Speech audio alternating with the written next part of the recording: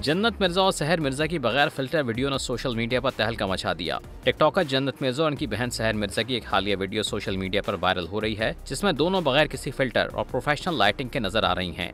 इस viral video में देखा जा सकता है कि वो मुकम्मल मेकअप के साथ मौजूद हैं, मगर फिल्टर्स या एडिटिंग का सहारा नहीं लिया गया था, जिसके बायस इनका कुदरती चेहरा सार्फिन की तवज्जो का मरकज बन गया। वीडियो वायरल होने के बाद सोशल मीडिया सार्फिन की जानिब से मुख्तलिफ तबसरे सामने आ रहे हैं। किसी ने कहा, ये देखकर मुझे लग रहा है कि मैं खुद बहुत खूबसूरत हूँ, जबकि एक सारिफ ने तबसरा किया कि बस फिल्टर नहीं है वरना मेकअप तो मुकम्मल है। एक सारिफ ने कहा, मेकअप तो मुकम्मल किया हुआ है, मगर फिल्टर्स और रिंग लाइट ना होने की वजह से इनकी असली शक्ल सामने आ गई, जो बहुत आम है।